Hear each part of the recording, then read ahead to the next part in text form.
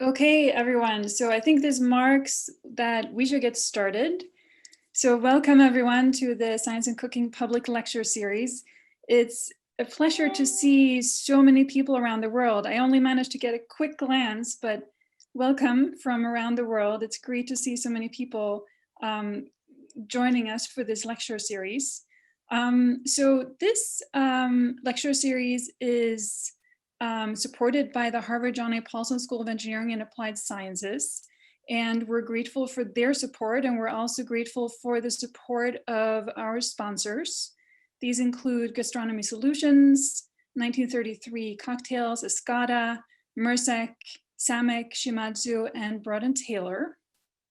So my name is Pia Sorensen, and I'm here with Dave Waits. And Patricia Gerardo is behind the scenes. And with us, we also have a very special guest, Dr. Maya Warren, whom I'm going to introduce very soon. And we get a nice wave there. Okay. So this lecture series is modeled after a class at Harvard College with the same name. It's called Science and Cooking. And if you were actually taking this class, if you were a student in this class, this week would mark the time when we transition to doing projects. And what that means is we would put you in teams of some of your peers, and then we would throw this challenge at you. And the challenge would be to study or explain in scientific terms some aspect of a recipe or culinary invention, or to provide a solution to a culinary problem, explain it in scientific terms, why or how it solves the problem. So you're obviously not students in this class, but we thought that we should try to transfer some of the fun. So you too can do a project. And in the next slide, I'm going to explain sort of what this would mean.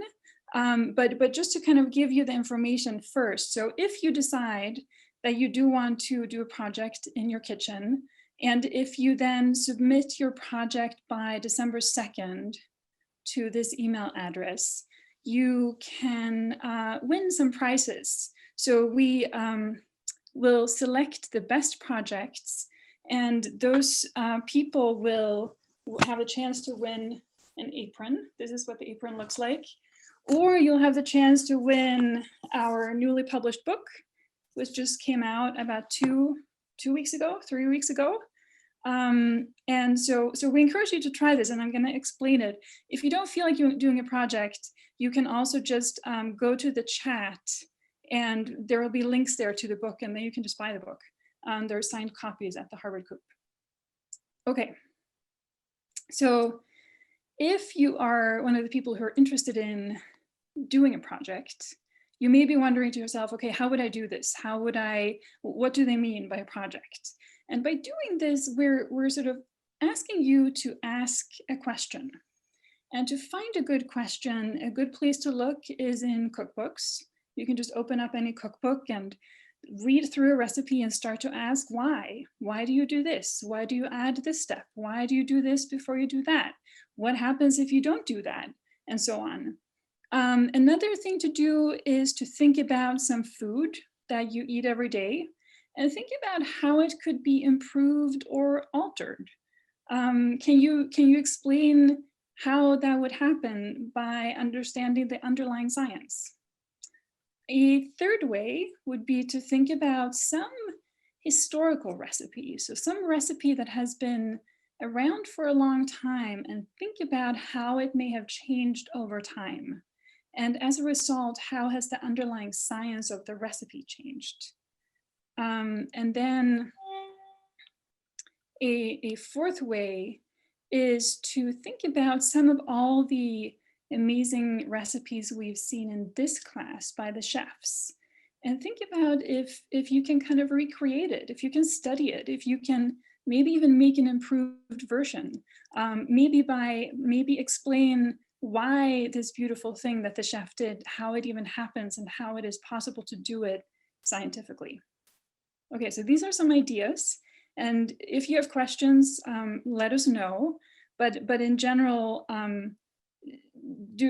asking questions that you're curious about, submitting it to the email I showed you, and the email will also be in the chat, and that'll be that.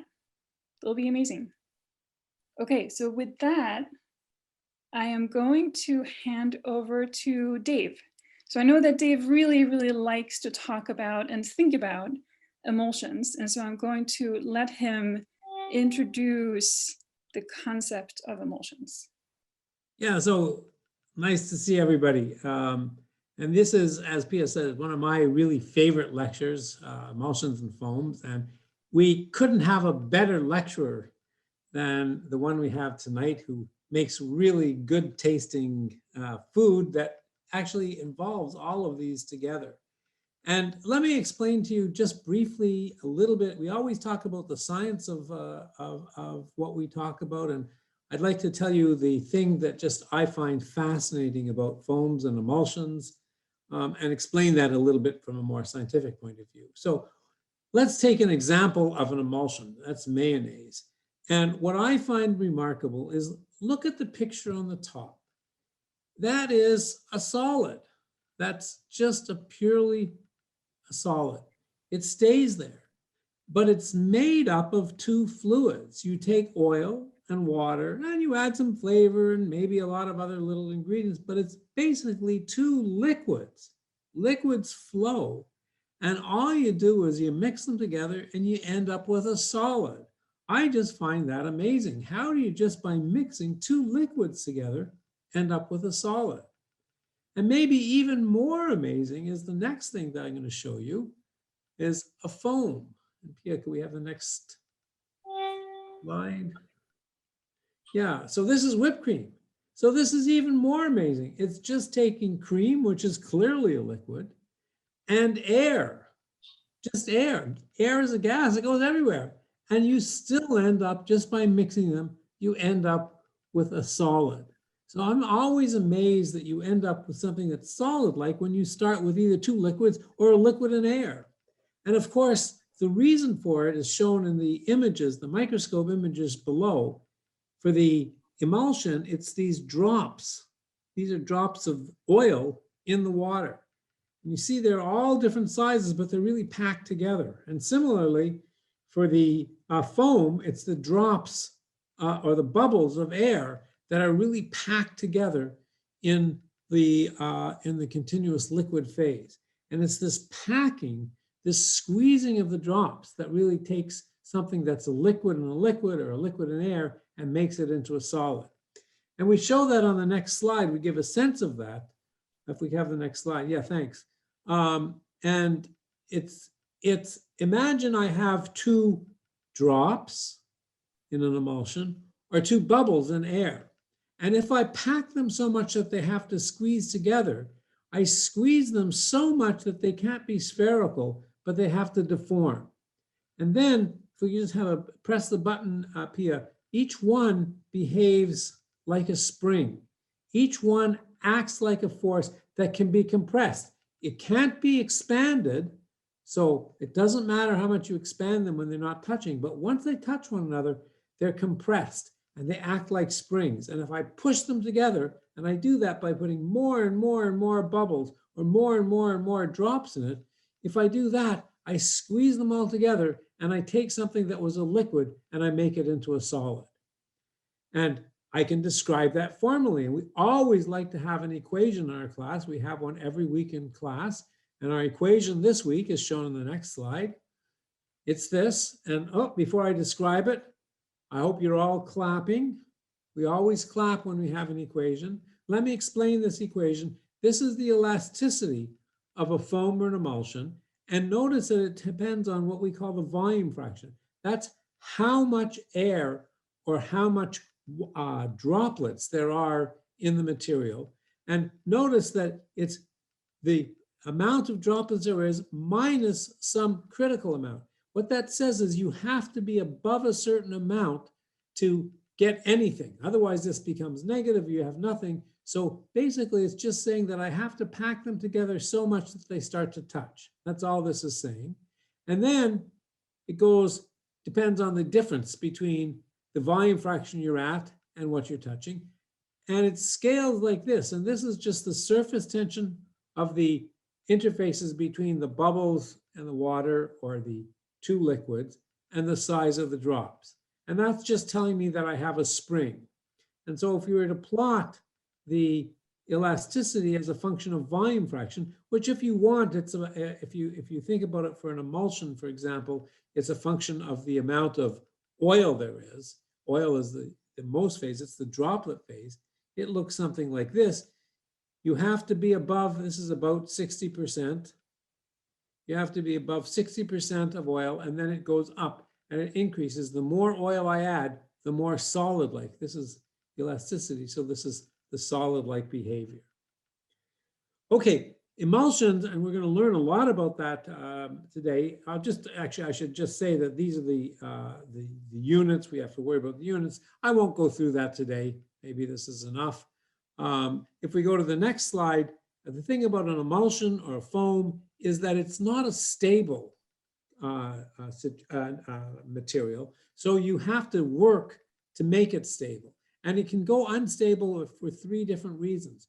The first thing is that if it's oil, the oil droplets tend to float to the top. If it's bubbles of air, the bubbles of air really float to the top. Really what's happening, the fluid is draining. The fluid is, gravity is pulling the fluids down, and the drops are all moving to the top. And so they phase separate. You get a creaming of the droplets.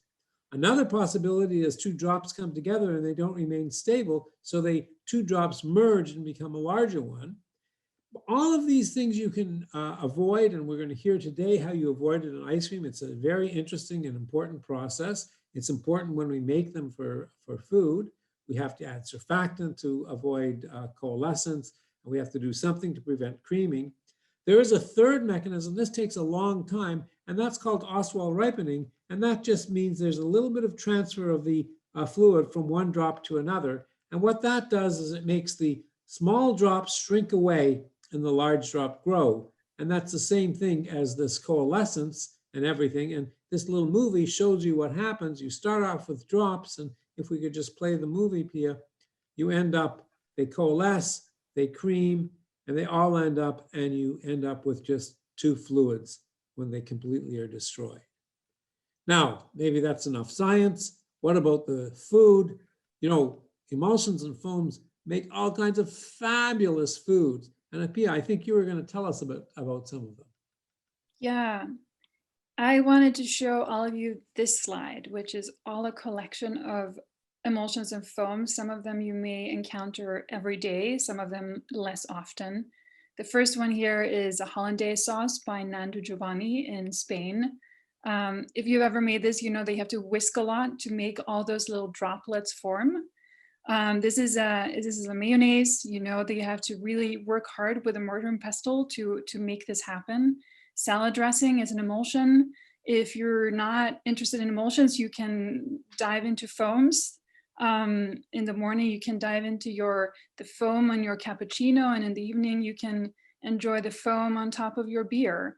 And maybe in between, you have a meringue, which is essentially a foam that has been cooked in the oven so that the foam structure stays the same and is solid. So if you look closely, emulsions and foams are extremely common in foods. In fact, to the point where you can almost find them in every sort of meal you have. You will see that there might be an emulsion or a foam. And we've seen in this class, chefs come and talk about them from completely different vantage points. They've talked about, focused on different foods, and all of them had in common that they are emulsions or foams. But today, we are going to focus completely on ice cream, which is also an emulsion and a foam. And I'm not going to say too much because I'm going to let Maya do that for us. But I am going to just flash this recipe for you because I know that Maya is going to show this to you later. We are going to make ice cream today, all about ice cream. And this is the recipe that we're going to follow. And we have our trusted guide with us, who is Dr. Maya Warren. And Dr. Maya is an ice cream scientist. She has a PhD in food science, and she used to be the former senior director for international research and development at Cold Stone Creamery. And now she is a frozen aerated dessert consultant. So she knows all about frozen aerated desserts. And she's also the founder of Dr. Maya's Ice Cream Sundays. So I think we're gonna stop here and let's all welcome our speaker. Welcome, Dr. Maya. Hi, everyone. Thank you all so much. Love the review that you all gave on emulsions and foams. And it's truly, truly, truly an honor to be here. So thank you so much for welcoming me. And hi to everyone that's visiting, I hope from possibly all across the globe. So it's my pleasure to be here. You ready to get started? Let's get started. Great, great. I will share my screen.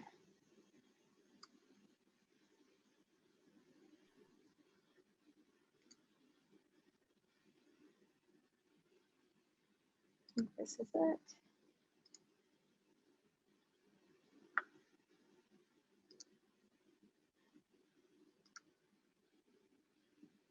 All right, well, hello everyone again, and welcome to the lecture on emulsions and foams. My name is Dr. Maya Warren. It is an absolute pleasure to be here.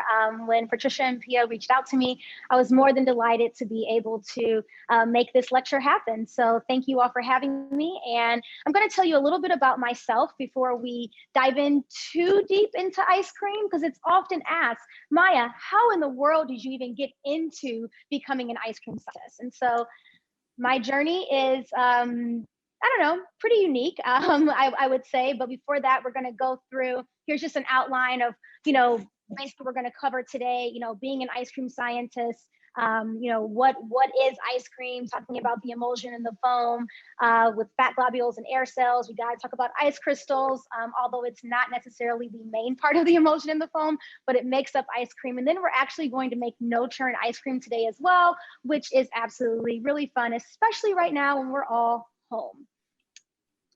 So a little bit about me. I'm born and raised in St. Louis, Missouri.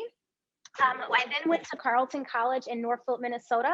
I don't know if there's anyone from Minnesota or anyone from Carleton on here, but shout out to the Knights, and stay warm in Minnesota, whoever's up there. So went to Carleton, got my bachelor's of arts in chemistry at Carleton. But before I graduated, I was a little unsure of what I was going to do. And so I one day was over my best friend's house, was watching the television show on the Food Network called Unwrapped. And that's actually where I discovered my passion and my love for the science of food. So I was watching a particular episode that's actually really important for this time of the year, because they went into basically Unwrap, the producers or the host went into a flavor chemistry lab, and they basically outlined how flavor chemists can make different parts of the different sodas taste like different parts of the traditional Thanksgiving meal. So we had like green bean casserole flavored soda. We had, I guess you could say there was like cranberry sauce flavored soda, and then there's like basically, green bean casserole flavored soda, and things that you're kind of like, oh, I don't really know about that. I don't really know if that actually sounds very good, but yeah, I don't really know. However, I was so incredibly like in love with the fact that I was like, oh my gosh, like I could become a flavor chemist. I was already getting my PhD, and I was like, man, I got to learn more about food science. And so I ended up interning at Malto-Mill, a cereal company, which is a bike ride up the street from Carleton College in Minnesota. And there is actually where I really started falling in love with the science of food. At Carleton, it's a super small school, and so we didn't have food science as an actual subject to be able to study. So I really learned a lot about food science at Malto-Mill, but I also learned that I really wasn't into grain, and so I wasn't really, barley and oats and wheat didn't really get my eyes lighting up, but I really realized that I love food science. So I asked myself one day, Maya, what do you love? And of course, I mean, you guys already know, I love ice cream. And so I went out to Wisconsin to get my PhD in food science, and I studied the microstructure, sensorial, and behavioral properties of frozen aerated desserts. So that basically means that I studied anything and everything between ice cream and all of its close cousins, so gelato, sorbet, sherbet, frozen yogurt, frozen custard, you name it, anything, everything in between. Frozen, aerated, and a dessert is pretty much what I know and what I've been doing ever since. And so I went to University of Wisconsin-Madison to do what I love and love what I do. I graduated back in 2015 with my PhD. And as Pia mentioned, I was the head of international research and development for Cold Stone Creamery. And now I am an international frozen aerated dessert and or ice cream consultant. And so I have a question for you all before, and this is going to be interactive. So we're going to put up some questions and you all can click the answers. Before we dive too deep into ice cream, I just want to get you all's feelings. Everyone knows sort of phases. So, there's solid, liquid, gas, etc. So what is ice cream? Is ice cream a solid? Is it a liquid? Is it a gas? Is it all the above? You guys tell me. I want to know what you all know already about ice cream. So go ahead and fill in your answers. And I think we're going to give about 30 seconds or so once the question pops up. So go ahead and fill in your answer. I'll take some time to get some water.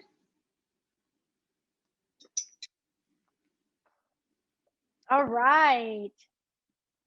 All the above. So we have 64% said all the above. And if you said all the above, you are correct. So ice cream has a really complex microstructure that consists of ice crystals that can make up the solid phase, as well as partially crystalline fat globules, which we'll go into later. It's also semi-liquid. So there's a semi-frozen serum phase that we're not going to talk too much about today, but just know there is a little bit of liquid in there as well. And it's a gas, and that's where the air cells come in. So if you look at the bottom of the screen, you'll see that we have air cells under the microscope, we have fat globules under the microscope, and we have ice crystals under the microscope. And if you have not seen the inside of ice cream before, this is what it looks like. And this is what I spent so many years studying at University of Wisconsin-Madison. And so I still to this day get really excited about it. And the microstructure of ice cream is so important that we do not want to miss this fact. So everyone make sure you all write down or, get in your head, the air cells, fat globules, and ice crystals, because we're going to continue to talk about those things throughout this whole entire presentation. But going to what we're really here to talk about today, with ice cream being an emulsion and a foam. And I know Dave and Pia did a really good job of setting it up earlier, where they talked about emulsions and foams and gave different examples of emulsions and foams sort of in our everyday culinary, basically our culinary explorations.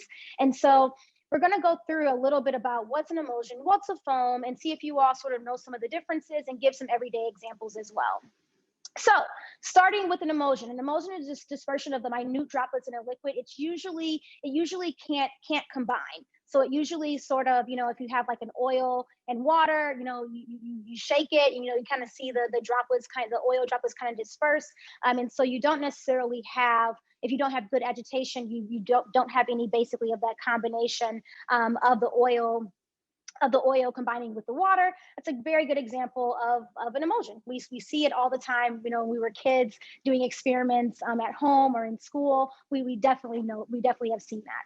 And then a foam is a substance or an object that is formed by trapping air inside, like trapping the gas inside. So in this case, the foam being made via the air cells. And air, we're going to go into a little bit more detail on air cells, but the air is the injection of air and or the entrapment of air in ice cream is really, really, really critical to the whole ice cream making process.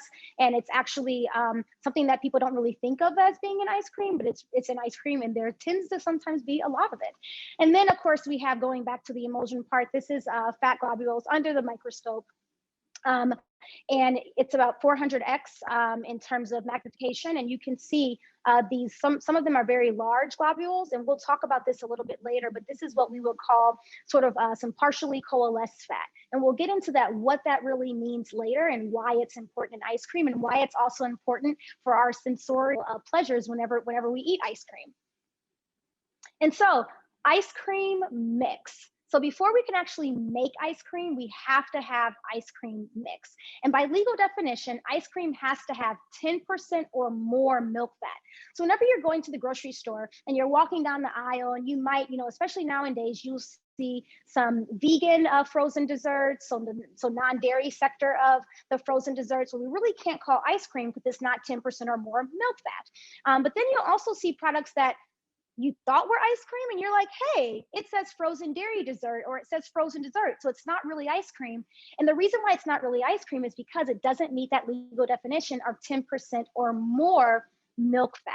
And so in ice cream, you definitely want to make sure you have your 10% or more milk fat, which can come in via your cream or your milk products.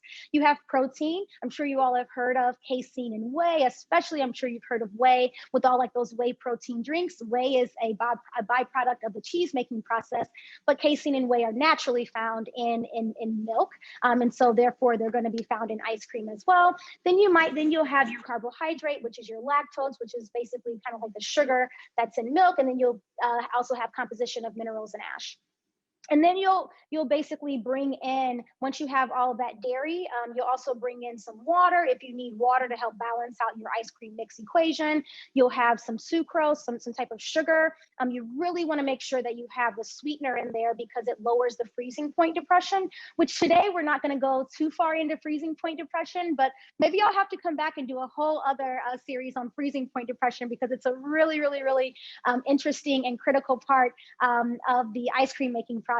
And so you'll have the sucrose, and you'll have emulsifiers and stabilizers. And emulsifiers and stabilizers are really key to the ice cream making process, especially when you're making huge, large amounts of ice cream and you're freezing them into, pints every 15 seconds. They're basically rolling off the machine.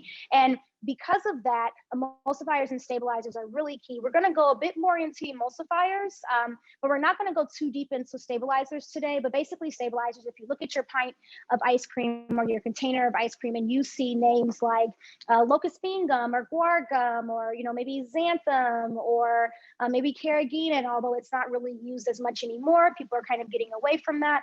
But basically those stabilizers are what we call like gums in ice cream. And it's not gum in terms of how you think of chewing gum, but it's gums in ice cream to help hinder the growth of ice crystals over time.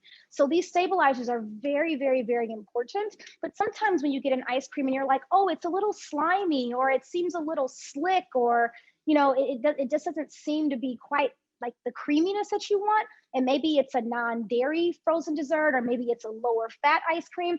Often companies will put stabilizers in there to sort of try to bulk the viscosity and try to mimic a little bit of the mouthfeel that we might actually get from milk fat with stabilizers. Sometimes it works, sometimes it does, but just kind of a hint to everyone of maybe that's why you're maybe getting some of those sensorial properties in the ice cream when you're eating it. And of course, we need our flavors. So having flavors in ice cream is a really big thing. Of course, we know that there's tons of different flavors out there. And so in the ice cream mix, once it's pasteurized, homogenized, and cooled down, you'll end up adding your flavoring in before you actually turn it into ice cream, frozen ice cream. So if you have questions on this stuff, feel free to write it down. There will be time for some Q&A later. All right, so during the actual ice cream making process of when we turn ice cream mix into ice cream, it can be done a few different ways. So I'm sure there's tons of people out there who have used a brine solution, which is rock salt and ice, basically lowering the freezing point depression of which the ice cream is actually going to freeze. And that then allows the ice cream to start freezing at a lower temperature than let's just say like 0C, 32F, and you're able to actually start making ice cream. And you can see, I have an image here of the person sort of pulling out what we call the dasher. That dasher is really critical, and you'll pretty much see it in all ice cream makers. Some sort of paddle of some sort may have different kind of openings depending upon the design and the engineering behind it. So this ice cream, this process is on the brine solution, maybe takes about 30 minutes or so. I don't know, you guys can tell me, those of you who have made it at home, it can take some time. And then you can scale up to like a batch type freezer. And these freezers you might see in some of like the artisan ice cream shops around, you may or may not know that it comes from a batch freezer, but batch freezers are really great because they freeze a lot faster. However, you can't continuously pump out ice cream. You have to freeze what's in the barrel, eject it, and then freeze what's in the barrel again, eject it, and continue that on. However, if you go over to this larger machine, this is what we call a continuous freezer. And so if you're in the grocery store and you see pints of like your Edie's or your Haagen-Dazs or your Jerry's, you name like those really popular brands, your Breyers, those are made on a continuous freezer. And the continuous freezer is really, really great because you can literally continuously pump out ice cream. So you can have, 10,000 gallons of ice cream mix and you can pump out ice cream, which is really important. And so if we look over here at sort of this schematic diagram of ice cream mix and then going into ice cream, this is really important. So earlier we talked a little bit about casein and whey, and you'll see these circles right here represent fat globules. And these lines inside represent crystalline fat globules. And over time, during the freezing process, you'll end up creating air. So there's actually not air in the actual ice cream mix. You inject air or you sort of encapsulate air to create that foam during the churning process. And with that also comes partially coalesced fat, which we'll go into a little bit more later, but that's what all these little circles with peace signs represent, is sort of those fat globules that are, if you can see my hands, those fat globules are basically sort of banging together because of the shear forces that are there that are then causing those fat globules not to fully coalesce like it would be if it was butter, because there's that crystalline fat that I mentioned earlier. That crystalline fat hinders the fat globules from fully coalescing together. And as a result, they end up in what we call partial coalescence or arrested coalescence. So imagine my fingers actually being crystalline fat inside of the fat globules. So we call that arrested coalescence or partial coalescence. And that's really, really, really important in ice cream.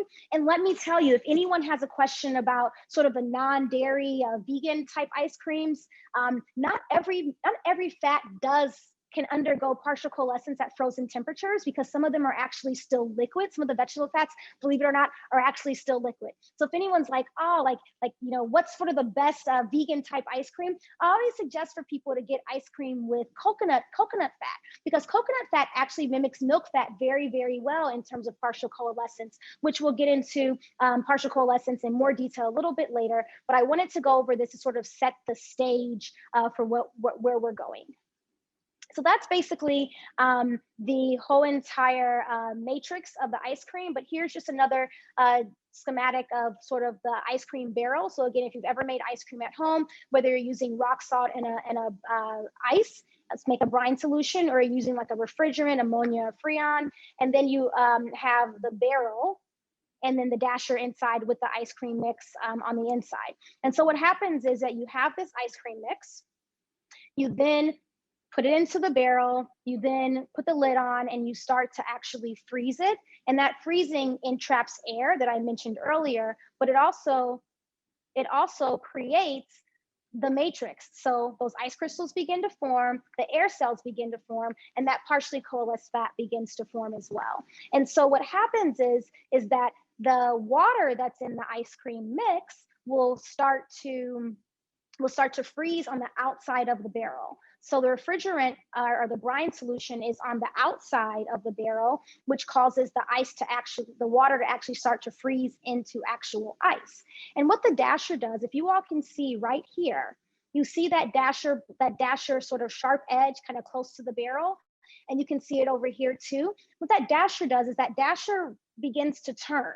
It turns, and depending upon the type of freezer that you have, would depend upon the degree would depend upon the rate at how fast it actually moves and how good of a job it actually does at scraping the barrel.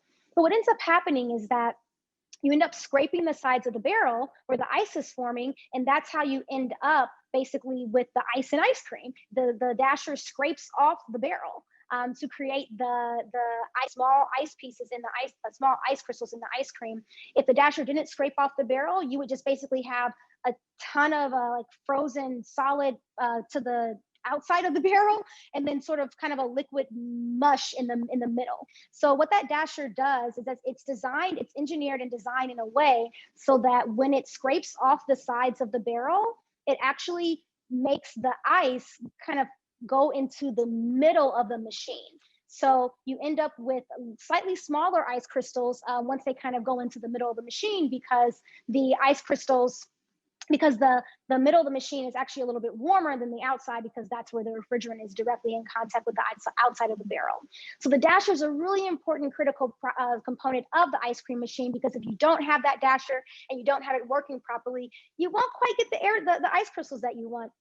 And when it comes to air cells, the dasher and the speed of the dasher and how much headspace there might be and or how much air you're injecting in will depend upon the actual size and the amount of air cells in the actual ice cream product. So there's a lot of detail, but hopefully you all are following along with it. Let me know again if you guys have any questions. We'll be able to ask them later, so feel free to type them out. We'll be able to get to them later as well. Whoops.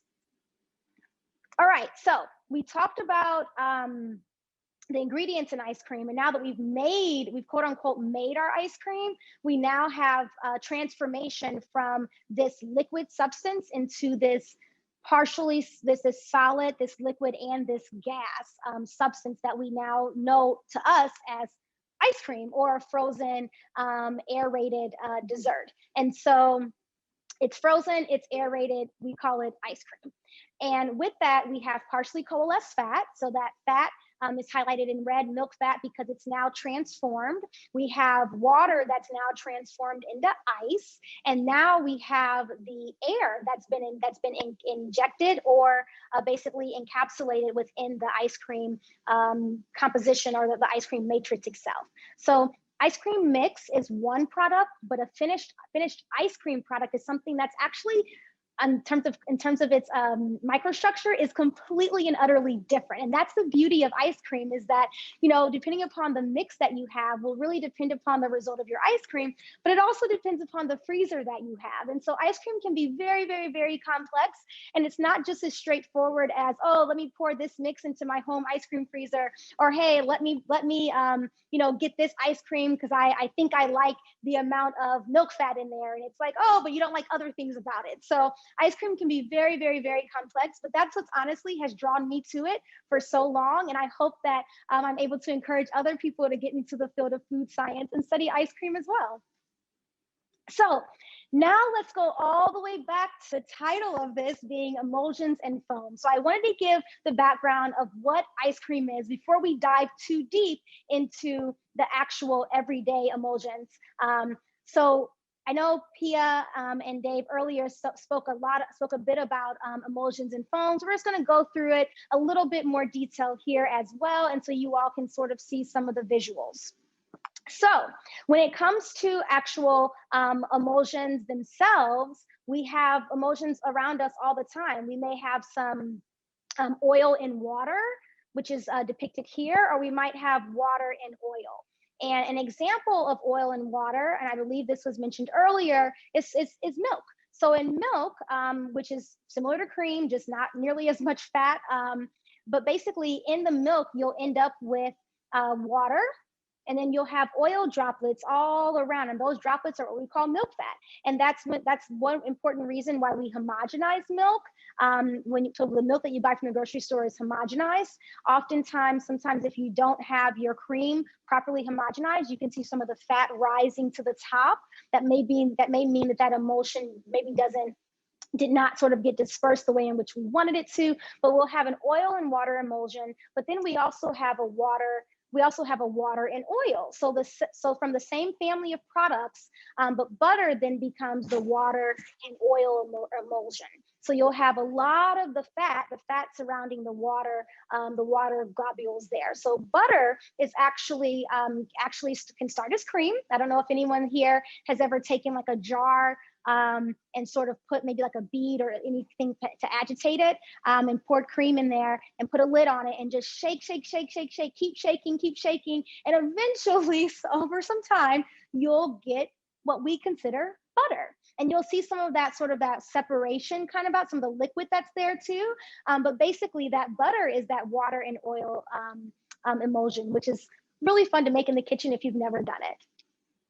And so I want to know, what type of emulsion do you all think balsamic vinegar is? In this situation, just simply replace the water.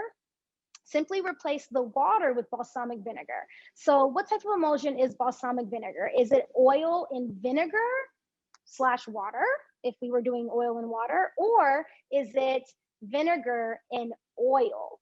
And we'll give you some time to answer that question.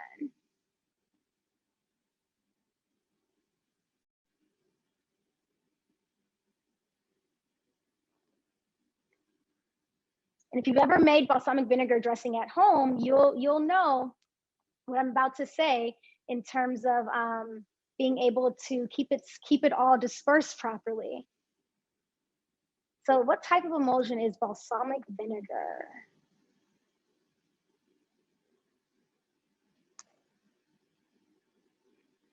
Ooh, let's see. We have 49% saying oil and vinegar, and we have 51% saying vinegar and oil. Oh my gosh, that's so incredibly close. So I'm going to go back and sort of explain it a little bit more for those of you who gave a certain answer. So let me see if I can go back. Okay, so here we are. So the balsamic vinegar is actually going to be closer to the oil in water, or the oil in vinegar sort of type of emulsion, kind of similar to the milk.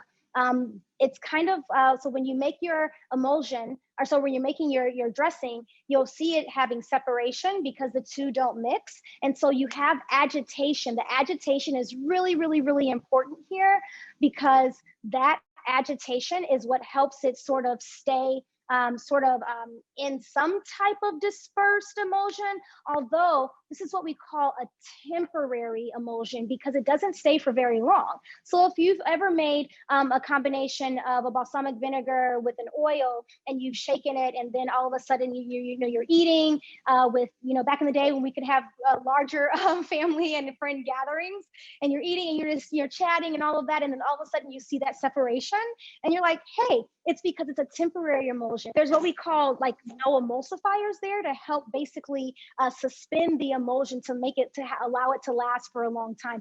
This is actually an oil and vinegar emulsion, which can get to this sort of blended look with agitation. But again, this is what we call a temporary emulsion.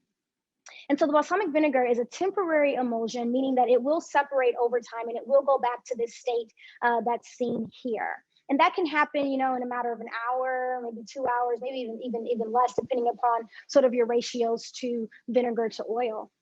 There's also another type of emulsion called a semi-permanent. And this is the hollandaise. And this is what Pia spoke about earlier with hollandaise. And in hollandaise, we have egg, we have melted butter, and we have lemon. And over time, that can sort of separate, if it's sitting out, it's eventually going to end up separating. And so it won't separate as quickly as the temporary, but it's not fully permanent, which is why at restaurants, they're usually making fresh hollandaise. Plus it tastes a lot better.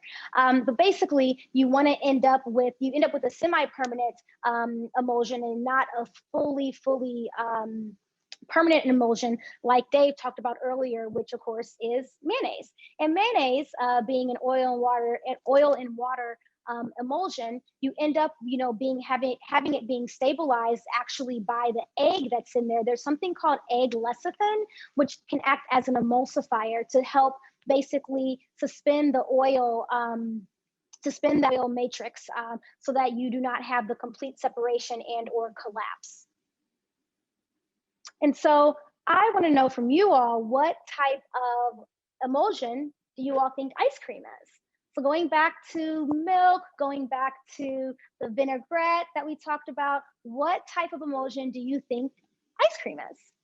We have two guesses. So we have water dispersed in milk fat droplets, or milk fat droplets dispersed in water.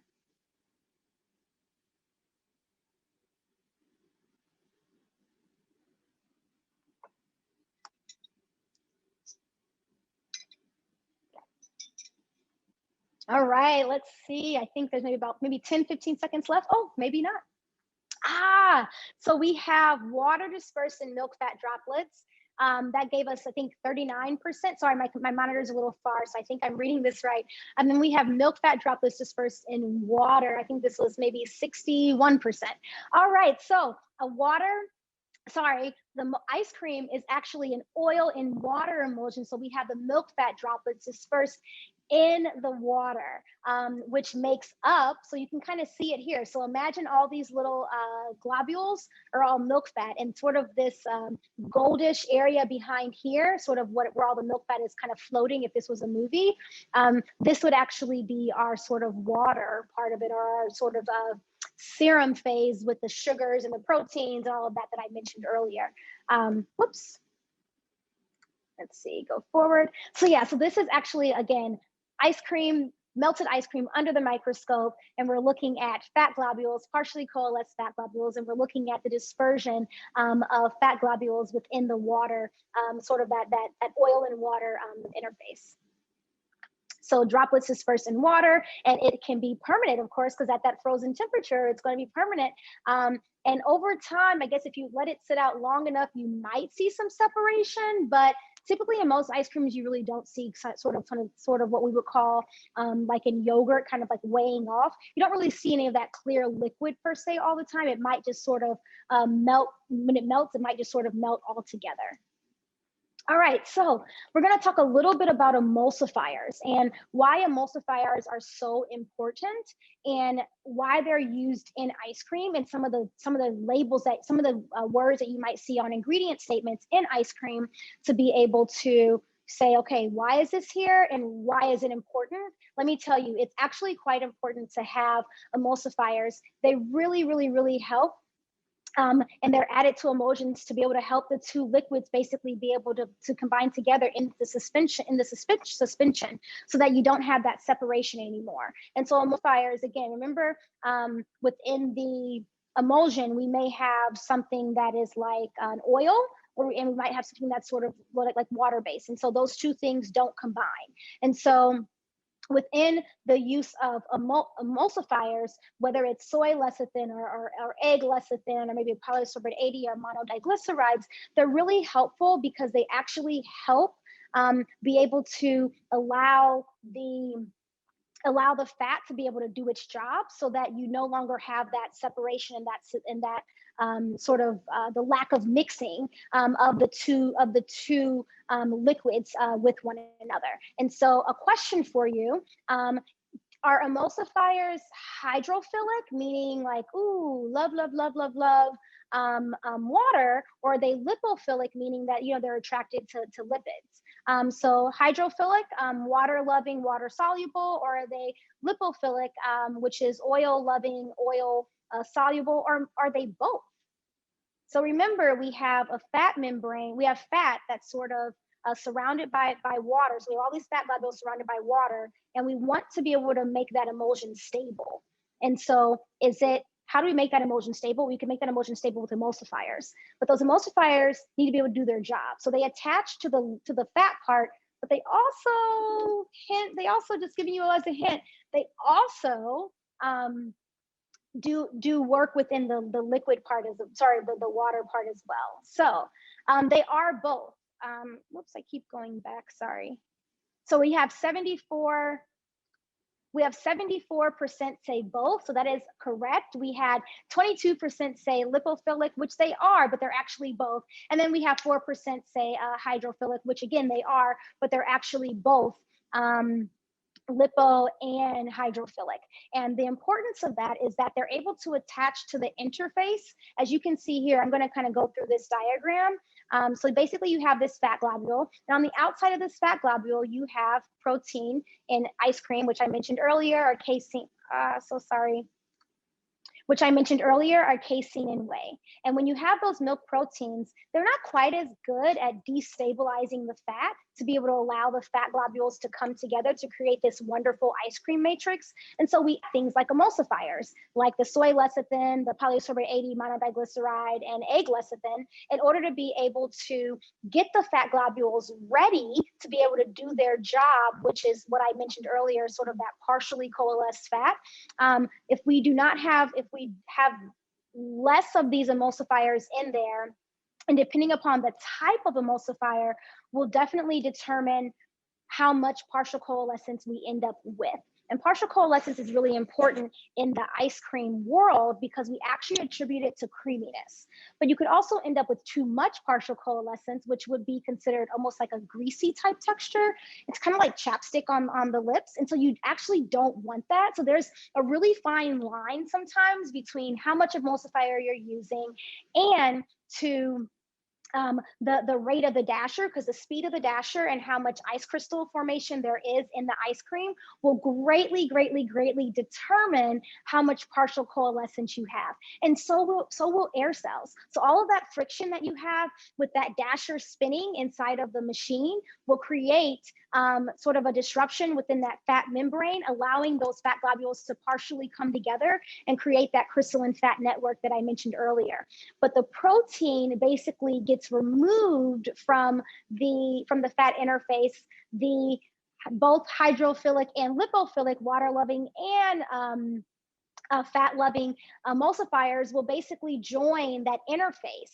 And what ends up happening again is that it makes it ready so that those fat globules can start joining together under shear conditions in the ice cream.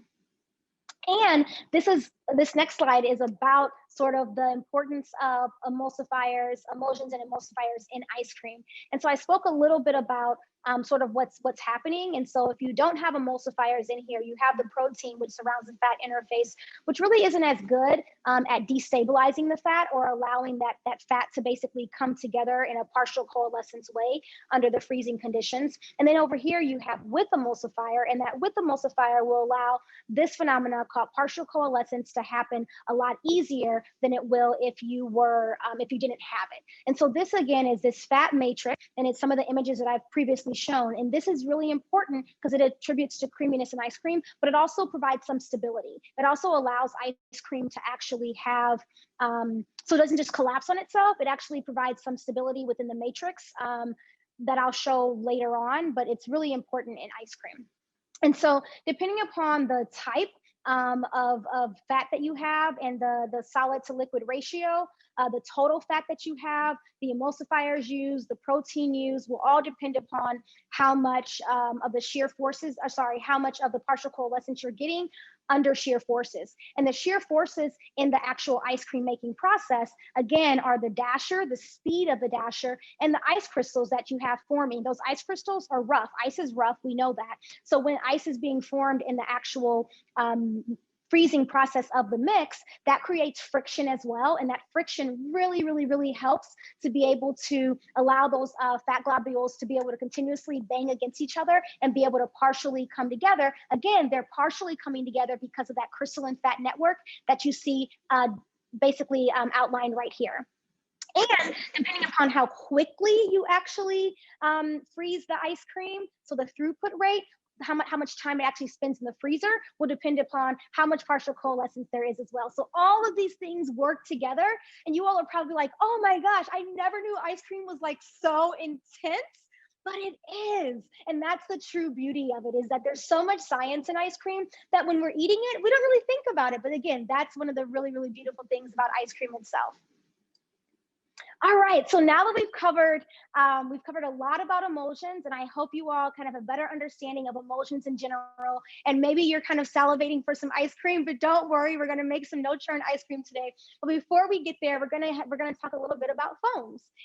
And if you're anything like everyone else, I guess, in the world, we are seeing foams on our hands every time we come in the house now. Every single time we touch anything that may have come from outside, we are constantly washing our hands. And a foam is basically a substance that is formed that basically entraps gas or like entraps air within like a liquid or a solid. So we might have like, you might see like pieces of foam and you'll see like air bubbles in there. So like a kind of something that's hard, but then you also have foams in our everyday world. So again, soap, that air gets entrapped in as we kind of, wash our hands. But then you have foam in whipped cream, with the air cells that are formed, and we'll go in a little bit more about that later. But then also marshmallow, when you're whipping the marshmallow, you actually are creating a foam, which is really cool as well. So probably see foams a lot. We may just, maybe just don't know that we see them as much as we do, but foams are around us a whole lot. So in ice cream though, air is a really, really critical component. And I've mentioned a couple of times now that air is incorporated during the freezing process. So ice cream mix, we're not entrapping air. There's no matrix there to be able to hold the air in. But once you start freezing it, you're creating those ice crystals, you're creating that fat globule matrix. You can then start entrapping air. And that air entrapment, there's a measurement that we use, we call it overrun or percent overrun, is an increase in the volume of ice cream mix during the actual ice cream freezing process. And so what happens in order to measure overrun, say you took a cup, this is just simply a cup, and you have, you fill this cup with the weight of your ice cream mix, and then you fill it with and then after you make your ice cream, you're ejecting the ice cream, and you fill this same cup after you've weighed out the ice cream mix, you fill it next with actual ice cream product. And so you take the weight of the ice cream mix, you have the weight of the finished ice cream, and then you divide that by the weight of the ice cream itself, multiply that by 100, and you end up getting a percent overrun. And it's a volume expansion of your ice cream. And so sometimes when you're at the grocery store, you might see, you might have an ice cream that's like both of them are pints. So let's say a standard pint, 16 ounces. And so you have 16 fluid ounces, I should say. And so you end up with a pint that's really heavy, so it's really dense, and you end up with a pint that's very light in feel. And so for an example of that would be like Haagen-Dazs. Haagen-Dazs is quite heavy. It has a lower overrun or a lower amount of air injected into the ice cream itself.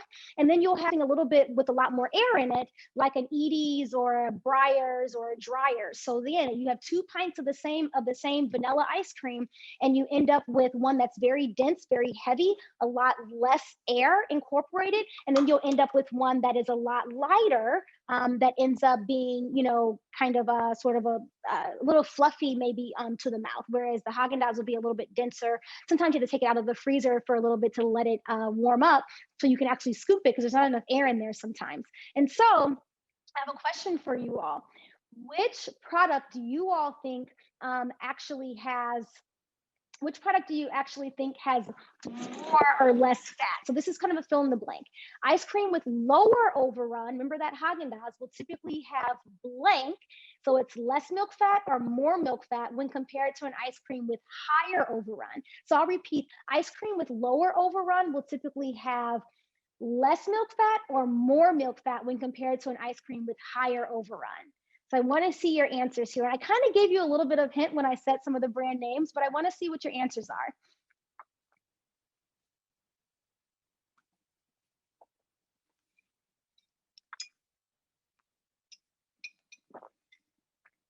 All right, so everyone should have their answers in, and let's see.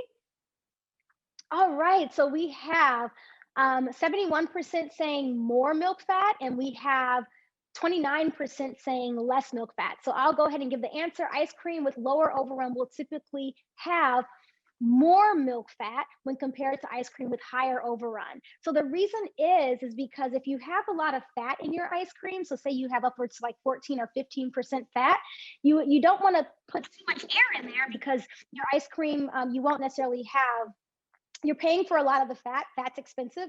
Butter, milk fat, etc., can be expensive. And so you don't want to pump too much air in there, because otherwise you're sort of reversing the reason why the pint of ice cream might cost a little bit more. So, oops.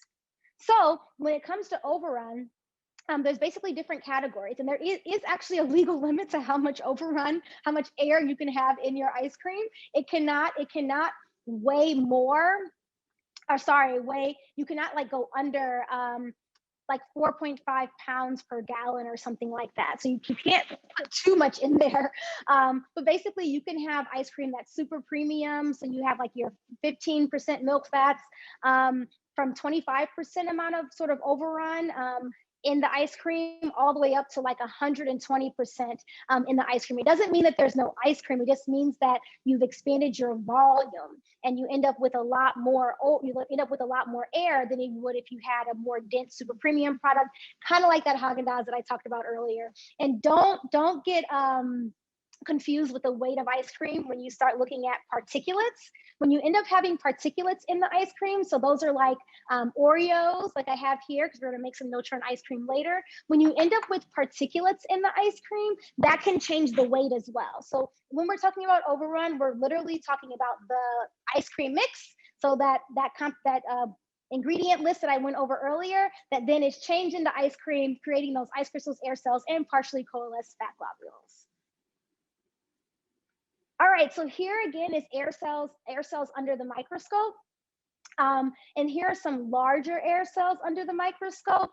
Here are some smaller air cells under the microscope. And I have both of these images sort of coming from the same ice cream, but in actuality, you could kind of maybe tell the difference, which is why I gave the example of like Haagen-Dazs, which is very, very dense. And so when you scoop Haagen-Dazs, you don't really see like rivulets of like pockets of air or anything. But when you scoop like an Edy's or a Breyers or a Dreyer's, you'll end up seeing like pockets of air. And there's not one necessarily that's better than the other. It's really a preference. So people always ask me, Maya, like you're an ice cream scientist, what's your favorite ice cream and which ice cream is the best ice cream? And I know what, it's totally up to the consumer. I can't tell anyone like which ice cream is the best ice cream because it's totally up to the consumer. I mean, I definitely have my opinion of what I like the best, but I can't tell you what will be great for you because you might like fluffier ice cream, meaning ice cream with, possibly larger air cells and more of them, or you might like a little bit more dense ice cream, possibly air cells with, possibly ice cream with air cells are maybe a little bit smaller and maybe a lot of them, but they're just a lot smaller in size and or maybe they just aren't as many of them as well. So air cells in ice cream is very, very critical. And I hope if you've never seen air cells under the microscope, I hope you're kind of intrigued because I just love looking at air cells under the microscope. All right, so in ice cream, we all have had ice cream and maybe you're like me and you've watched it melt. I don't know. I probably should have put a question up for a poll for this and I think it kind of would have humored some people.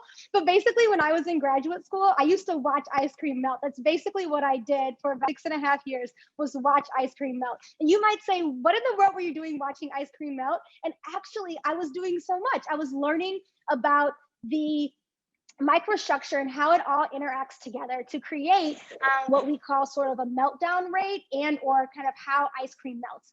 So for starters, ice cream, as I mentioned earlier, it has ice crystals.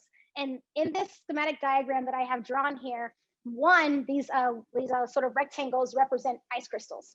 And then we also have this destabilized fat that I mentioned earlier, all that partial coalescence. Remember those crystalline fat, that crystalline fat network, which is so incredibly important in ice cream because we want to make sure, again, that we have sort of that creaminess attribute that we have. And then we have air cells. So we have air cells in here, we have ice crystals, and we have the matrix, sort of that partially coalesced matrix here. And what I used to do is I used to set ice cream at an ambient temperature and I used to watch it melt. So I put ice cream, I don't know, maybe like 60 or 90 grams of ice cream. I would put it out on I would actually put it out on a mesh screen and I would literally put a beaker underneath it and on a scale and I would watch it melt and record the weight like every 5 minutes, I think, of how much product actually dripped through the mesh screen. And the importance of this was to be able to see what the microstructure looks like and how we can attribute it to how fast the ice cream will melt and or if it will collapse. And so in this example, we have an ice cream sitting out at room temperature at T = 0 minutes. So I just put it on there. You don't really need melt yet. I just cut it, put the slab on there. And then at T = 60 minutes, so after an hour, we actually have some movement. We've got some liquid forming, of course, because the ice is starting to melt. We also have, some sort of changing of the microstructure a little bit. It's sort of shifting a little bit. And so we have what we now call, in this blue is represented by that free water. We have free water because the ice crystals, of course, are larger here. They're getting smaller. And then at T equals 120 minutes, you'll see that we literally still have a lot of what we would call remnant foam. And so this is sort of that explanation of what foam is like in ice cream, because after 120 minutes, so 2 hours of ice cream sitting at an ambient temperature, you end up with a really sort of integrated matrix of the air cells and the the air cells and the fat globules, which will end up kind of holding up that water. So there's the ice always melts. I know it may seem like, hey, did the ice melt? Like, I promise you the ice melted. It's at ambient temperature. The ice melted. It's melted into water. But what happens is it's almost like an hourglass. So imagine you having a glass, you turn it over, you start watching the sand kind of funnel through, and then all of a sudden you sort of get a bottleneck where no more sand funnels through anymore. That's basically what's happening here, except in the hourglass, you just have sort of that sand kind of building on top of each other. This is a very similar thing here in the ice cream world, where you have sort of this matrix of fat globules and air cells kind of building on top of each other in a way that it doesn't allow for anything else to collapse and or move through. You might see this sometimes if you've ever had an ice cream sandwich, for instance, and you've left it out accidentally.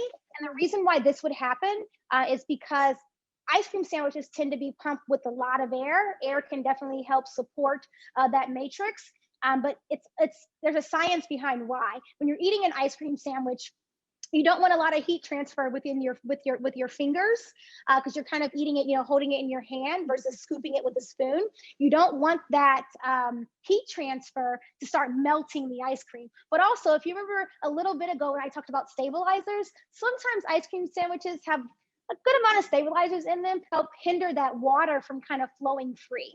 So this is an example of what we would call a remnant foam in ice cream, which is after 120 minutes, literally it looks like the ice cream hasn't melted, but I promise you it has. All of the ice has turned into water. It's just that bottleneck of that matrix of the microstructure, those air cells and those fat globules that are holding up that water, and eventually the water will just actually dry out. I used to keep these, not necessarily as souvenirs, but I would show students during presentations, like, hey, like, this is actually ice cream. Can you believe it? And I would discuss sort of the science behind why it happens. But here's the other extreme of it. Whoops. So here's the other extreme of it, where we have no remnant foam at all in the ice cream. So in this ice cream, again, at T equals 0 minutes, we again have ice crystals, air cells, we have fat globules, but notice these fat globules aren't quite as intricately wound. This has a lot less partial coalescence than the previous ice cream actually did. And so when we have the fat globules, we're not getting as much of that matrix as we really want to have. And so what ends up happening is that free water just kind of goes all the way through. It looks like the ice cream's melting just fine. Although the other one was melting too, we just can't visually see it as much simply because of that matrix of the fat, the air cells, and then that water sort of being trapped in. And so this is an example of probably what you expect ice cream to look like, but the other one was an example of what ice cream sometimes really does look like, depending upon the makeup of actual matrix of its microstructure. So I find this very fascinating. I hope you all are like, what? Because I mean, when I figured this all out, I was like, what? And yeah, I spent 6.5 years watching ice cream melt. And that's the beauty of, diving into something that you love so much, like ice cream. All right, so we talked a lot about air cells and the foam. We talked a lot about the emulsion with fat globules. And now we're going to spend a very, very, very brief time on ice crystals.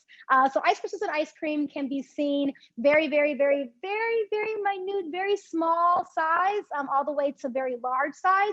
It's kind of known in ice cream, if you have an ice cream with ice crystals that are 50 microns or above, you can end up sort of detecting them by the tongue.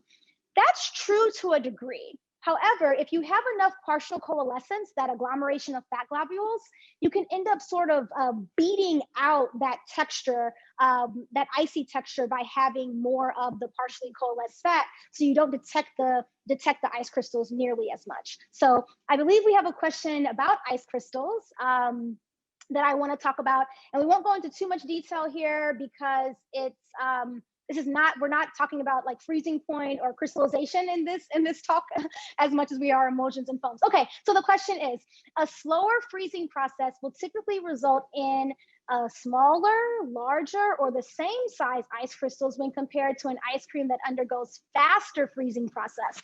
So this question is all about the freezing process. So when you freeze slower, will you get smaller, larger, or the same size ice crystals than if you freeze the same ice cream mix but freeze it faster? And I kind of talked about this a little earlier. So if you're paying attention when we talked about batch freezers and the home brine freezer, the slower making of the ice cream with the brine solution, or like a continuous freezer, or maybe even dipping dots. So I want to hear your answers I want to see your answers to this one. All right, so we've got the same size for about 7%. We've got 51% at larger, and we've got 43% at smaller. So the answer is, let's see, a slower freezing process will typically result in larger ice crystals. So the longer it takes to freeze it, the larger the ice creams will be, the more time they have to be able to grow into larger ice crystals, which is why you really want to freeze the ice cream as fast as possible if you can, which is why sometimes at home we're making ice cream on a home freezer, and we're using a brine solution with the rock salt and ice. We end up getting a lot icier ice cream. It tastes really good. It's just a little bit icier. All right, so here is the importance of the physical structure in ice cream when we eat it. I talked a lot about how it's important in terms of how we perceive ice cream, how we analyze ice cream and the impact. But I mean, we don't just look at ice cream, we eat ice cream. So what does it mean on the microstructure when we're eating what does the microstructure mean sensorially when we're eating it? So air cells are so important. It can help with resistance to collapse. So if your ice cream just sort of, 5 minutes after scooping, it just kind of foams into a puddle. You don't really want that. You want the ice cream to be able to have a little bit of robustness to it, and the air cells help that. The air cells also help it become scoopable. So again, going back to like the Haagen-Dazs, which is really dense, sometimes people have to leave it on the counter to be able to scoop it, all the way to like an Edie's or a Dryer's, which are a lot more aerated, and so you have a lot more air in those. And when you open that container, you can pretty much scoop it right away, and it's like, oh, this is super easy to scoop. So air cells play a really important role in that, and texture wise, when we're eating it sensorially, it can provide a lighter texture, but nothing's better than the other. It just depends upon what we like as consumers. And then going on to fat globules. So fat globules help with the shape retention, so it can help be able to kind of form the shape, or the not allowing the ice cream just to kind of fall on itself when melting, and also the slowness of melt. So that's also a really, really critical component. But one of the most important things about fat globules and partially coalesced fat globules, which one day hopefully you all will thank me for this, is that fat globules and partially coalesced fat globules really help with the creaminess and the smooth mouthfeel in ice cream. But remember, you don't want it to get too much of the partial coalescence, because you end up with kind of greasiness, which I'm holding chapstick here, because that's what it could kind of feel like on the roof of your mouth or even on your lips. And it's like, you don't really want greasy ice cream. And sometimes if you over churn your ice cream, over whip the cream, you could end up with butter, which, believe you me, I have done before. But that's attributed to the speed of the dasher. It's attributed to the amount of emulsifiers I was using, the throughput rate, the ice crystals, and all of that stuff that I went over earlier. It can really make an impact. So your ingredients and how you freeze your ice cream is really, really important for that perfect mouthfeel. And then going all the way to ice crystals, of course, it allows it to melt. You don't want ice cream that doesn't melt. I don't think you do, but let me know if you do. But the melting of ice cream is really important part of it. The more it melts, sort of the sweeter it can kind of taste on the tongue, and we like that. It also can attribute to a smooth mouthfeel depending upon the size of them and depending upon like how much partial coalescence. And it can also melt readily in the mouth because of the temperature of the inside of our mouth is quite warm. All right, so that's sort of the breakdown of the microstructure and how it impacts behavioral as well as sensorially. And so when going into ice cream, we went over, sort of this matrix and the importance of the matrix. And we went over, ice cream mix going into ice cream. But I want to know now, how many of you all that are ice cream lovers, which hopefully if you're here, you are an ice cream lover, how many of you all make have ice cream maker at home? How many of you all make ice cream, a home ice cream maker, or make ice cream at home, or anything like that? Let me know here. There's no right or wrong answer. I just want to know what you all have access to and what you make at home.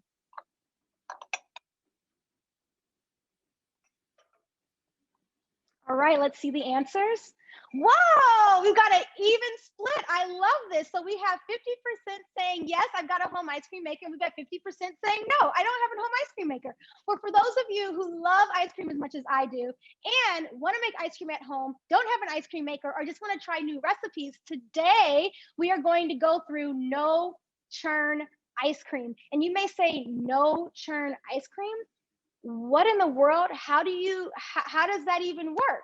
Well, we're going to go through like the importance of being able to have that foam with the agitation of whipped cream, and then combining all of that with a little bit of some sugar, because we got to be able to we need to be able to lower the freezing point depression.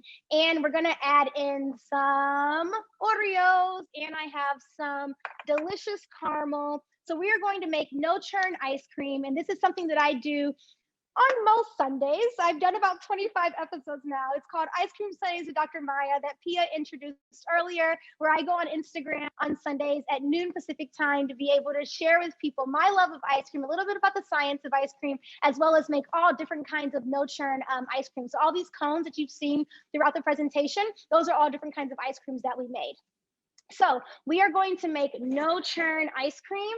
And here's just the ingredient cards and the kitchen equipment that you'll need, but I'm going to go through all of this in a little bit more detail. So I'm going to stop sharing my screen so that you all can see me in the larger view, and we're going to make no-churn ice cream. So if you're making this with me, which I hope you are, I'm going to go slow enough so that you can make it with me, but this is a time that we're going to be able to ask questions. So as I'm kind of going through this, feel free to ask any questions that you all may have put in the chat. And yeah, let's get ready to make some ice cream. Oh my gosh, I love ice cream. All right, let me stop sharing my screen. I'm getting a little excited. Let me stop sharing my screen. All right, and I'm going to, yeah, let's get ready to make some no-churn ice cream. So for no-churn ice cream, we need a few different ingredients. So as I mentioned earlier on the cards, you all saw the cards. So we have heavy whipping cream. So we have a 30% fat heavy whipping cream. And this is really, really, really important because this heavy whipping cream, we're going to whip and we're going to turn it into whipped cream. That whipped cream is so incredibly critical. It allows us to have that, we agitate it, which creates that foam, that air and water foam that's crucial for being able to suspend the matrix so it doesn't just collapse on itself. And then we have sweetened condensed milk. The sweetened condensed milk is really important because this brings in sugar.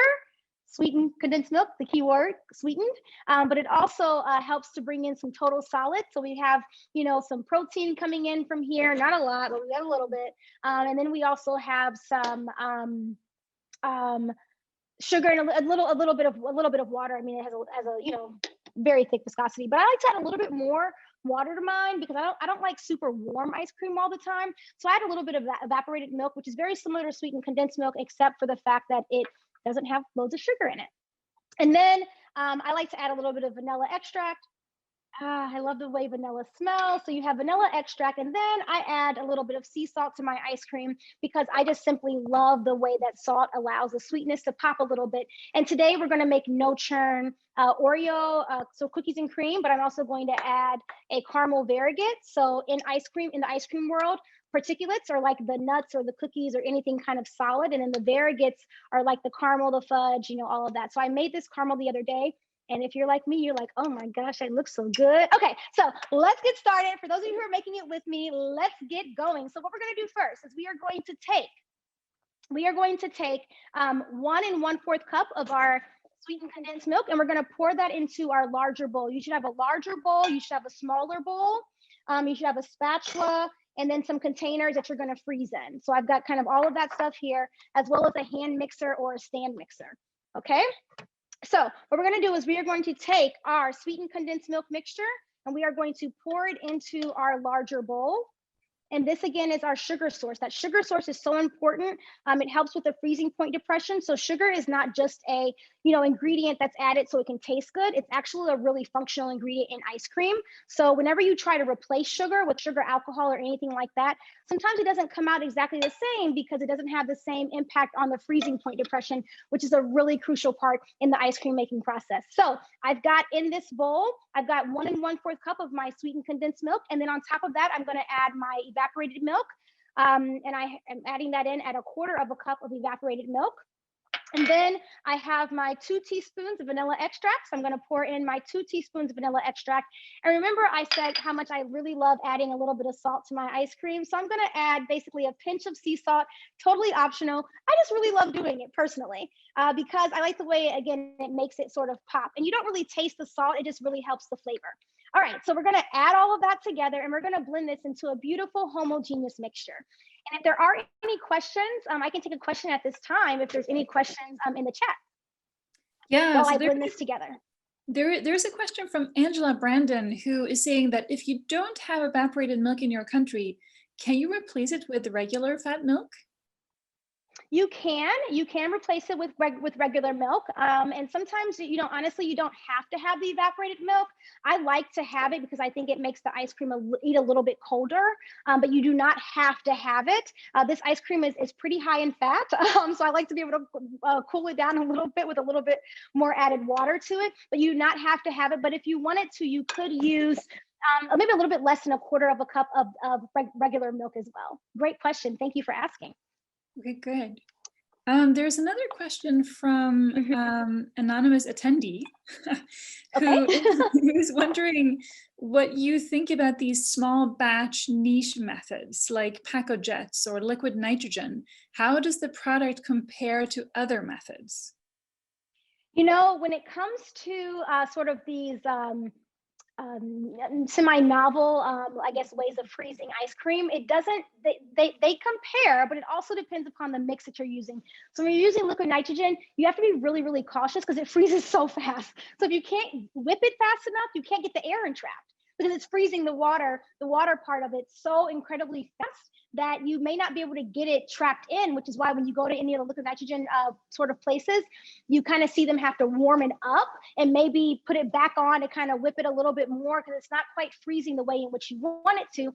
Ice cream machines, engineers that made ice cream machines, food scientists that, sort of created ice cream over time, played a really critical role in the design of ice cream itself. So when we try to manipulate it, it doesn't quite always work out. But I mean, I'm a fan of liquid nitrogen ice cream, but sometimes it's all about the experience as well. And ice cream is very fun, and it's very much so like, hey, let me go have an experience, with my friends and family. So that's kind of my answer to that. Okay, so before I take another question, let's go and do the part where we have to actually start whipping our cream. And this part, as I mentioned earlier, we want to be able to have that air and water foam that we're able to create with our whipped cream. So you're going to take 2 cups of very cold, heavy whipping cream. You're simply going to pour that into your small bowl. And you want it to be cold so those fat globules can start partially coalescing together. And you want to have a cream that is at least like a heavy whipping cream that's at least like 30% fat in order for the fat to be able to start partially coalescing. If you don't have enough fat in there, the fat's going to almost be like stretched too thin. And so you won't quite get the matrix that you need in your whipped cream. So it's really important to be able to have about 30% or more fat in the ice cream, as well as make sure it's cold. So what we're going to do is you're going to take your stand mixer. If you have a stand mixer, you're going to use that as like your medium-sized bowl, the bowl that comes with your stand mixer. If you have a hand mixer like I do, you're simply just going to put your paddles in. You're going to turn it on to the lowest setting for about 3 seconds, and you're going to start whipping. And then you're going to turn it on to the highest setting for maybe about 3 to 5 minutes, depending upon how long it might take you to whip it. It would depend upon how fast your mixer actually is. And so you're going to continue to whip until you get to a beautiful texture. It's in my refrigerator, so I'm going to show you what that texture is. Let me set this to the side and I'll show you what that texture actually is. And while I'm getting it up here, I can take another question. Okay, great. We have a question from, where did it go? From Stephen Selleck, who has read that glucose can be substituted for table sugar to improve ice cream texture. How does one determine how much glucose to substitute for how much sucrose, for how much table sugar? So you definitely want to make sure that so it's all about that freezing point depression that I mentioned earlier. So having that sweetener in there, regardless of if you're using honey or if you're using stevia or anything of that nature, sugar alcohol, so like sorbitol or xylitol or anything like that, you want to make sure that you balance the freezing point depression. And so doing it on your own is going to be more difficult if you're looking for sugar replacers, but doing it with the actual calculation or like a sheet, a formula builder will definitely be more useful because you can know how much to be able to add in there based on the freezing point depression of the ingredient that you're actually using. So I know a lot of people want to use honey, a lot of people want to use like agave nectar, but they don't always do the job that you need because you'll end up with because the differences in the freezing point depression. Okay, so after you've whipped your cream, you should beautiful matrix like this. So you see that, and you see how the foam is basically suspending on itself, and you see those beautiful peaks. This is what you want when you're whipping your cream. And if you overdo it, you'll end up with butter. If you underdo it, you'll still end up with like too much liquid. So I probably did this about 2 hours ago, but it's been in the fridge. So you don't see that collapse of like sort of the fat melting at room temperature. Or if my place is a little bit warm, you don't necessarily see that melting or the collapse of the foam as much because it's been in the fridge, so being able to keep it cold. So this is my whipped cream. So if you all are doing it with me, hopefully you're whipping your cream into a beautiful texture like this. And then P, if there's another question, I'll take one more for now, and then we'll get mixing the two bowls together. Okay. In that case, I'll ask Martha's question about making delicious ice cream with vegetables like beets, spinach, or sweet potato. Do you ever do that? Yes, Martha, I've actually done that before. So I haven't put it out there yet, but I have a beet recipe. I love beets. And actually a friend of mine, Miss Mona Makes Ice Cream. So on Instagram, her name is @MissMonaMakesIceCream.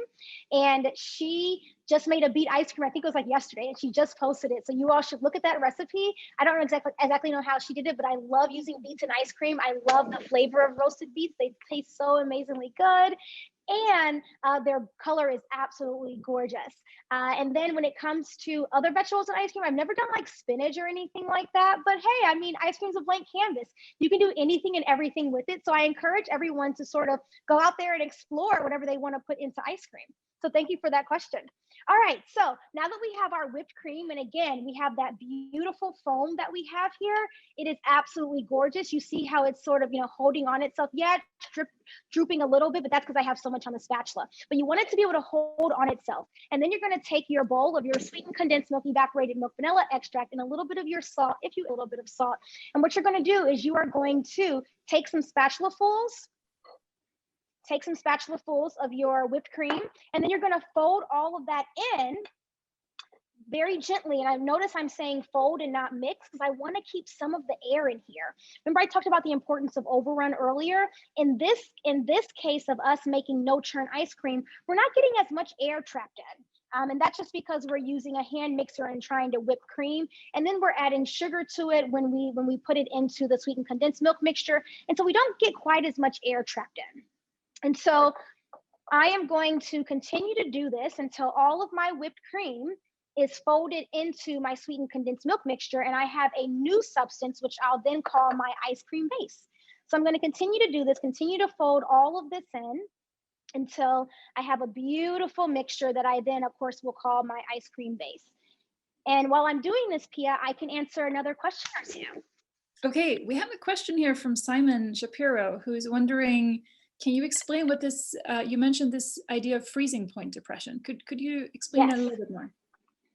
Yeah, so freezing point depression, thank you, Simon, for asking. And I did not go into too much detail earlier, but yes, freezing point depression is very critical. So anyone that lives in a cold state where it snows, you know that during the winter, when it's snowing outside and ice is forming on the street, what do they put down? On the street? Often it's salt. Why do they put salt down? Because it reacts with the ice. And it basically ends up lowering the point at which the ice is going to freeze. So that's why when they put salt down, or they put salt down before a snowstorm or an ice storm actually happens, is really critical so that ice doesn't actually form, because what's happening is that the salt ends up lowering the point at which the ice cream is actually, lowering the point at which the ice itself is actually going to freeze. But in this case, with ice cream, we don't really want to add salt. We want to add sugar, but sugar does very similar thing as what salt would do when it comes to the road itself. It lowers the point at which it's actually going to start freezing. So instead of ice cream freezing at like 0 C, we might have ice cream that starts to freeze at maybe around -2.5, -2.7 degrees Celsius instead. And so that's really critical so that you actually have time to entrap your air cells. You actually have time for that fat globule matrix to actually start to build up. So it's actually really, really an important part of the ice cream making process, and why if you're looking to replace sugars of any kind, you end up replacing them so that you can also have functionality of the sugar as well. And so it's not just for the sweetness of the ice cream itself. All right, so I've basically cleaned out my bowl. You can see I kind of cleaned out my bowl. So I'm going to fold in the rest of my whipped cream. And as you can see, it doesn't look like I have the air trapped in as much, and that's just the nature of no-churn ice cream. But let me tell you, no-churn ice cream is absolutely delicious and so easy to make at home. So I'm basically continuing to fold this in until I do not see any streaks of beige, which came from the sweetened condensed milk and evaporated milk. And I think I've done a pretty good job of that. And if you want to right now, you could go ahead and give this a taste. I'm going to do it myself. It's so good. This is absolutely delicious. And we are going to call this our ice cream base, our vanilla ice cream base. And what we're going to do is we're going to take a container and we're going to start filling in our container in various layers with our Oreos, our particulates, and our caramel, which represents our variegate. So it's really simple. So the no-churn ice cream is one of the simplest things you can do. So I'm going to take a ladle full, and I'm going to cover the bottom. It may take a couple of different ladles depending upon how big your ladle is and how big your container is. So I'm going to take a couple of ladlefuls and kind of get it all over the bottom. And then I'm going to take some Oreos and I'm just going to sort of plop them in there. And then I'm going to continue to do this back and forth with Oreos and the caramel and with the ice cream base until I literally get to a beautiful, beautiful top layer that's just going to basically show my inclusion. So I'm taking some beautifully homemade caramel and I'm basically variegating that throughout. So this is a very easy way to be able to make no-churn ice cream. Once you basically finish all of this, you can put it in the freezer for about 5 hours or so, depending upon the size of your container. This container is a little bit smaller than what I usually use, so I would probably put this in the freezer for about 3 hours, and it would probably come out really, really nice. So this is just how it kind of looks, so you guys can see that. I'll tilt it just a little bit. So it's absolutely beautiful, and I'm going to continue to layer this so that whenever the ice cream is frozen, and I then start to scoop it, I get inclusions and so the particulates and the variegate in every single scoop, which is oh so critical. Because I mean, who wants to eat ice cream and not get all the inclusions and stuff? So while I'm doing this, Pia, I can go ahead and take about 1 or 2 more questions. Yeah, there's a question which I also have. So there is gelato and there's ice cream, and then there's the French pot method. Can you clarify this a little bit? Yes. So in the US, we do not have a legal definition for gelato. So believe it or not, gelato can be a lot of different things, which is what we see at the grocery store right now. So you'll see different brands that say gelato, but you're like, hey, is this gelato? The Italians would say it's not. I can definitely tell you that. They would say this is not gelato because gelato tends to be, although we don't have a legal definition, gelato, if you're going into Italy or other parts of Europe, gelato tends to be lower in overrun, so a lower percent of air actually in the actual gelato itself. It tends to be a little stiffer, which is why sometimes you'll see gelato where you'll have sort of like some of those flour places where they can like sort of like a spatula the gelato out and kind of put it on like a flour cone. Ice cream can't always do that because of the amount of total solids and the amount of air in the ice cream. And so gelato tends to be a little bit stiffer, has a little bit less air, and sometimes it tends to be a little bit sweeter, but often gelato tends to be eaten sort of fresh. So fresh off of the, not fresh off of the machine to the point that it's not ever in the freezer, but it's eaten more fresh than ice cream will. So ice cream, we're very used to having a very long shelf life. You can have ice cream with a shelf life of, 12 to 18 months easily. And that shelf life, it's just in the freezer, so it's totally fine. But gelato tends to be very, very, very fresh. And then with other ice creams, or ice cream type products, depending upon like you're freezing it, as long as your weight of your ice cream is within the legal max of like, I think it's like that 4.5 pounds per gallon of actual ice cream product, then you're fine. And with the French pot method, with making the ice cream itself, as long as it has the right amount of fat, again, that's 10% or more milk fat, you do not have to, you can call it ice cream. However, there is something different, like a custard. A custard, a custard has egg yolk, and not just any percent of egg yolk. A custard must have 1.4% or more egg yolk. That's a really critical part of being a custard, is the amount of egg yolk that it has. So I hope I've answered the question a little bit, but there's one more. I'm almost done with this topping, but I can get one more question in if there is one more. This is getting a little heavy, so I'm going to set it down. There's a question from Michael Klein, who's wondering when you're churning the ice cream, how do you know when it's done? And is there such a thing as over churning it? Yeah, so very good. So if you're using a home freezer and if you're churning the ice cream and you're like, is it done? The home freezer will start to give you notification. The motor will sort of start sounding like it's kind of working a little bit harder and harder and harder. That basically means that, hey, it's about time to take it out. But visually, it may not look how you want it to look because it's not completely firm yet. And that's just the nature of sort of the home freezers. And can you ever overchurn? Overchurning ice cream on a home freezer, you can. It depends upon how much milk fat you have in there.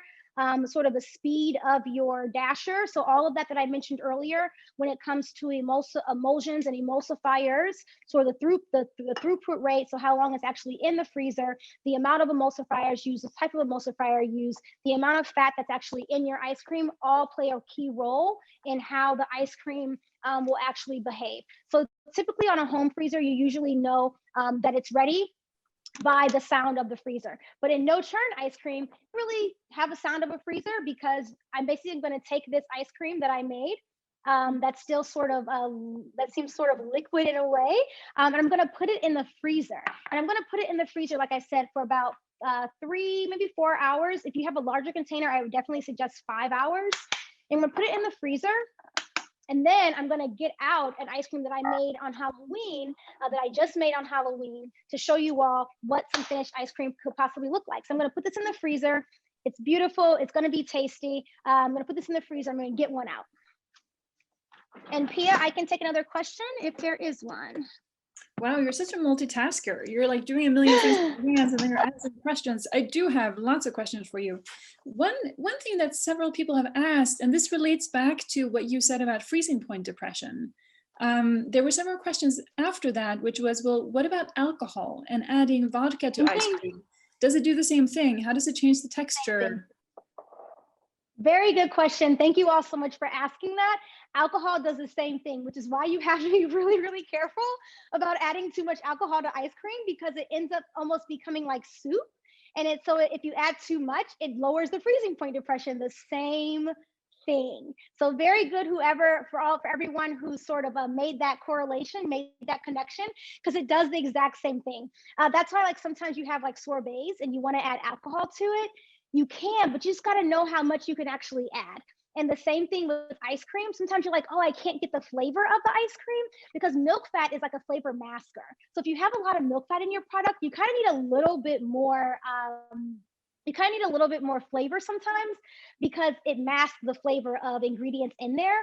However, if you end up with alcohol and you're trying to like get more of the vodka taste in there, sometimes it's really difficult because if you have too much milk fat, you won't be able to taste it quite as much. But I like using bourbons. Sometimes I'll put bourbon in my variegate, so in my caramel, so be able to make the flavor come out a little bit more that way. But also it sort of just depends upon kind of how you make the ice cream itself. But very good for anyone who made that correlation from freezing point depression with the alcohol. Very good. So this is a Snickers ice cream that I made the other day for Halloween. This is a vanilla ice cream base with caramel variegate with peanuts, chocolate shavings, and little pieces of Snickers all throughout it. So ice cream is a blank canvas. You can literally do anything and everything with it. I've had this in the freezer for a couple of days. If I was going to eat this, I would leave it on the counter for about 7 minutes or so to let it kind of thaw a little bit. Because remember, we don't have a lot of air trapped into this ice cream because we're just simply whipping the cream and kind of hoping that we can get a little bit of air trapped in there. And so I use the temperature of my place to be able to allow it to thaw just a little bit so it can become easier to scoop. But believe you me, these ice creams are oh so delicious. And that's basically how you make no-churn ice cream. It's really simple, really easy. If I wasn't doing this live right now, I would basically finish all of what's in here, and I will once we get off camera. But that's how you make no-churn ice cream. You can make all different kinds of flavors. But I hope you guys enjoyed a bit about the science of ice cream. I'm going to share my screen once more. Let's see, share screen. There we go. Share. I hope you all enjoyed a bit about the science of ice cream. If those of you who are making the ice cream with me, hopefully you were able to follow along. If not, feel free to message me or anything like that, or ask any other questions. But you can make all different kinds of ice cream. And hopefully when you're making ice cream next time, you sort of understand a little bit more about the science of it and how wonderful the science it actually is. Let's see, next. Okay, and so ice cream is one of the most complex foods known to women or men. It is very, very, very complex. It is an emulsion and a foam. It's a solid, liquid, and gas. And those fat globules, air cells, ice crystals make up a really, really important microstructure, which is key for how the ice cream behaves, as well as sensorial attributes. And I can attest, ice cream is so easy to make at home. It's absolutely really, really delicious. I make ice cream at home all the time in terms of my no-churn ice cream, because I know everyone doesn't have an ice cream freezer.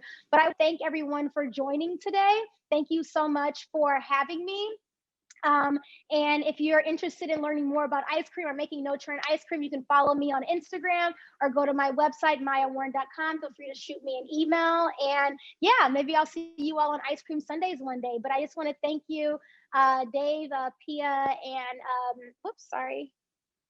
Dave, Pia, and Patricia, thank you all so much for having me. This was really, really, really fun for me to be able to do. I hope you all enjoyed it as much as I do. And if you can't tell, I literally love ice cream so much that I decided to study it and make it my lifestyle, not just my career, but literally my lifestyle.